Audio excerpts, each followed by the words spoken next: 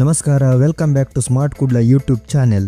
ಇವತ್ತು ನಾನು ಸಿಂಪಲ್ ಆಗಿ ಕಡಿಮೆ ಸಾಮಗ್ರಿಗಳನ್ನು ಬಳಸಿ ಬಾಳೆಹಣ್ಣಿನ ಹೂವಿನ ಪಲ್ಯವನ್ನು ಮಾಡ್ತಿದ್ದೇನೆ. ಮೊದಲಿಗೆ ಒಂದು ದೊಡ್ಡ ಬಾಳೆಹಣ್ಣಿನ ಹೂವನ್ನು ಇಲ್ಲಿ ನಾನು ತಗೊಂಡಿದ್ದೇನೆ. ಇದರ ಹೊರಗಡೆ ಇರುವ ಗಟ್ಟಿ ಲೇಯರ್ ಅನ್ನೆಲ್ಲ ತೆಗೆದು ರೆಡಿ ಮಾಡಿ ಇಟ್ಕೊಂಡಿದ್ದೇನೆ. ಇದನ್ನು ಕಟ್ ಮಾಡ್ಲಿಕ್ಕೆ ಚಾಕು ತುಂಬಾ ಶಾರ್ಪ್ ಇರಬೇಕು.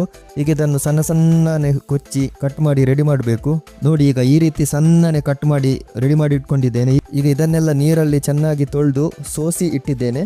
ಈಗ ಇದಕ್ಕೆ 1 ಅಥವಾ 1.5 ಸ್ಪೂನ್ ಅಷ್ಟು ಉಪ್ಪನ್ನು ಸೇರಿಸ್ತಿದ್ದೇನೆ. ಉಪ್ಪನ್ನು ಸೇರಿಸಿ ಚೆನ್ನಾಗಿ ಮಿಕ್ಸ್ ಮಾಡಬೇಕು ಮತ್ತು ಹಾಗೇನೆ ಒಂದು 5 ರಿಂದ 6 ಗಂಟೆಗಳ ಕಾಲ ಹಾಗೇನೆ ಬಿಡಬೇಕು. ಈಗ ನೀವು ಮಧ್ಯಾಹ್ನ ಪಲ್ಯವನ್ನು ರೆಡಿ ಮಾಡಬೇಕಂದ್ರೆ ಬೆಳಿಗ್ಗೆನೆ ಇದನ್ನು ಉಪ್ಪಲ್ಲಿ ಮಿಕ್ಸ್ ಮಾಡಿ ಇಡಬೇಕು. ಅವಾಗ ಉಪ್ಪು ಚೆನ್ನಾಗಿ ಹೀರಿ ನೀರು ಇದರದ್ದು ಬಿಡ್ತದೆ. ಈಗ ಇದು 5 ಗಂಟೆ ಕಳೆದಿದೆ.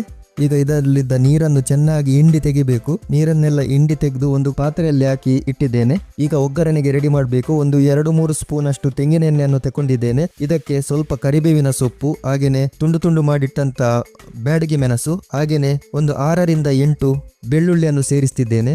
ಬೆಳ್ಳುಳ್ಳಿ ಸ್ವಲ್ಪ ಬ್ರೌನ್ ಕಲರ್ ಆಗುವವರೆಗೆ ಇದನ್ನು ಫ್ರೈ ಮಾಡಬೇಕು. ಈಗ ಇದಕ್ಕೆ ಹಿಂಡಿ ಇಟ್ಟಂತಹ ಬಾಳೆ ಹೂವನ್ನು ಬಿಡಿ ಬಿಡಿಯಾಗಿ ಸೇರಿಸಿ ಮಿಕ್ಸ್ ಮಾಡಬೇಕು. ಈಗ ಚೆನ್ನಾಗಿ ಮಿಕ್ಸ್ ಆದ್ಮೇಲೆ ಇದಕ್ಕೆ ಒಂದು 1/4 ಲೋಟಕ್ಕಿಂತ ಕಮ್ಮಿನೇ ಸ್ವಲ್ಪ ನೀರನ್ನು ಸೇರಿಸಬೇಕು. ನೀರನ್ನು ಸೇರಿಸಿ ಚೆನ್ನಾಗಿ ಮಿಕ್ಸ್ ಮಾಡಿ ಮುಚ್ಚಳವನ್ನು ಮುಚ್ಚಿಟ್ಟು ಒಂದು 4 ರಿಂದ 5 ನಿಮಿಷ ಬೇಯಲಿಕ್ಕೆ ಇಡಬೇಕು. ಈಗ ಬಾಳೆ ಹೂ ಬೆಂದಿದೆ.